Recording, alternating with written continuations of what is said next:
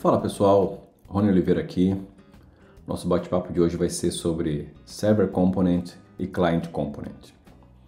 Eu estou com um projeto aqui que eu criei para fazer um vídeo e me deu na cabeça de falar sobre a diferença entre esses dois componentes. Bom, basicamente, quando você cria um componente no Next, a partir do Next 13, todos os componentes que você cria, eles criam do lado do servidor. Na verdade, eles são Server Components. Se você quiser que esse componente vire um Client Component, você precisa fazer isso aqui, ó. Você vem lá em cima dele, coloca uma diretiva chamada Use Client. Pronto, esse componente virou um componente Client.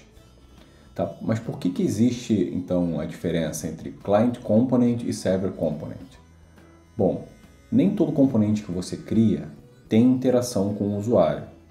Por exemplo, se você cria um componente que vai numa API de terceiro, retorna algum dado da API e sobe para o componente acima dele.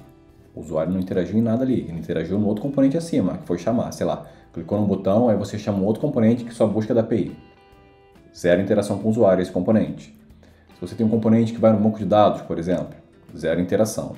Então, por que esses componentes teriam que estar no lado do cliente? Eles estando do lado do servidor, eles agem mais rápido e são até mais seguros.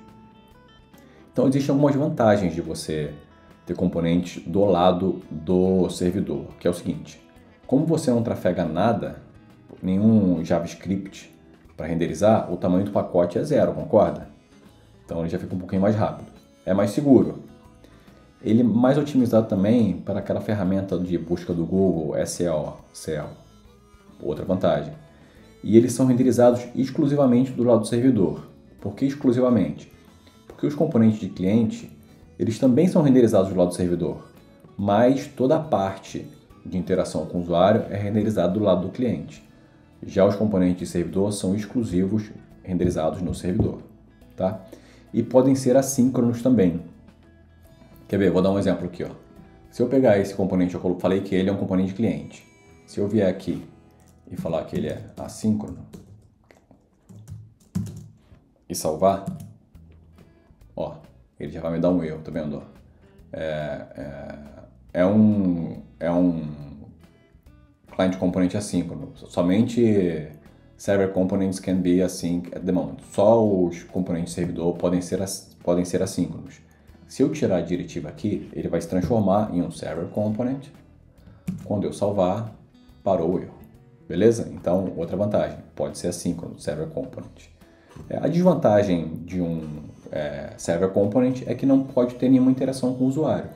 Então, se por exemplo, eu vier aqui e criar, sei lá, um input. Deixa eu criar um use state aqui. Vem aqui, ó, const user set user use state. Vou falar que vai ser uma string. Não importou o use state aqui. Deixa eu fazer de novo aqui para importar. Use state. Beleza? E vier aqui nesse input e falar o seguinte, que o non-change dele. Eu vou pegar aqui o event. E vou dizer que tudo que for alterado lá, ele vai colocar no user event.target.value. Então aqui está tendo interação com o usuário, você concorda? O usuário está digitando lá, a gente está usando o hook e ele não pode ser um componente de servidor, porque está tendo interação com o usuário. Se eu salvar aqui, ó, ele já me deu erro. E qual é o erro que ele deu? Vamos lá. Você está importando um componente que precisa de use state. Esse React Hook só pode funcionar em um Client Component. Beleza? Então, se o seu componente tiver interação com o usuário, ele não pode ser um componente de servidor. Então, como é que a gente faz para resolver isso? Como eu havia dito antes, eu venho aqui e coloco a diretiva Use Client e esse componente se transforma em um componente de cliente. Deixa eu tirar o async aqui. Ó, tudo certo. Beleza? Por que ele não inseriu meu input aqui? Ah, tá. Vamos lá. Ele tá ali, a gente só não tá vendo. Class name, se eu colocar aqui, border, rounded, large, vamos ver. Tá lá. Legal? Então, deixa eu ver aqui, user, vamos ver se está funcionando lá o onChange. Vou colocar aqui meu user. Então tudo que eu digitar aqui vai aparecer em cima. Vamos ver aqui, on. Show?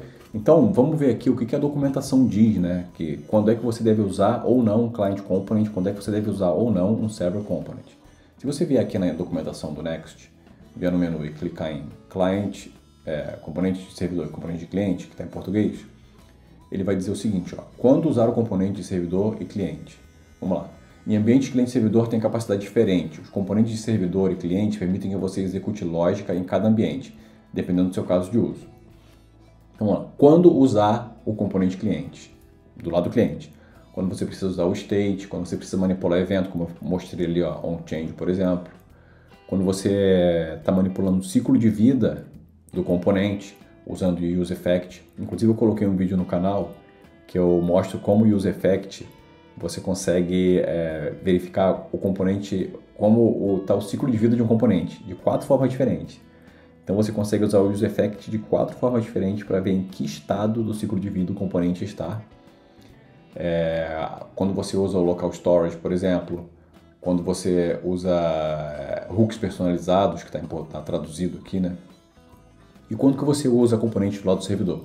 Como eu falei aqui, ó, quando você vai ao banco de dados e APIs, quando você usa a chave de API, token, quando você quer reduzir a quantidade de JavaScript que é navegado, e ele melhora a primeira pintura contentful. Na verdade, está traduzido aqui, né? Contentful, First Contentful Picture. Que o que é esse First Contentful Picture? Se a gente ver aqui, ele fala, ó, é uma métrica que mede o tempo entre o momento em que o usuário navegou até a página e o momento em que qualquer parte do conteúdo dela é renderizado na tela. Então, o usuário navegou e a diferença entre o momento em que é renderizado. Então, isso fica otimizado também num componente só do lado do servidor. Beleza? Então, vamos recapitular. Se você quer criar um componente que tenha interação com o usuário, você usa um componente do lado do cliente. Se o seu componente não precisa de interação nenhuma com o usuário, basta você não colocar essa diretiva useClient, que ele já vai se transformar num componente do lado do servidor. Outra forma de você ver também, deixa eu limpar aqui, eu tenho um componente page aqui, que eu não usei a diretiva useClient, então ele é um componente no servidor, correto? E vou printar aqui na tela, nele, esse texto, test server component. Quando eu mudo aqui para a página posts, por exemplo, aqui, posts, ele vai me dizer aqui, ó, que é um server component, tá vendo? Ele já coloca aqui antes do meu console log que tipo de componente que é esse, é um server component. Então, galera, vai depender muito do seu desenvolvimento, o que você quer fazer no seu app, de qual é a função do componente na sua aplicação, o que esse componente vai fazer. Se tiver interação é um client, se não tiver é um server component. Beleza? Era só essa dúvida que eu queria tirar, estava pensando nisso aqui enquanto estava desenvolvendo e resolvi bater esse papo com vocês aqui curtinho e rápido. Se te ajudou, deixa aquele like que me ajuda. Se acha que vai ajudar alguém, compartilha por favor. Por hoje foi isso. Forte abraço e até a próxima.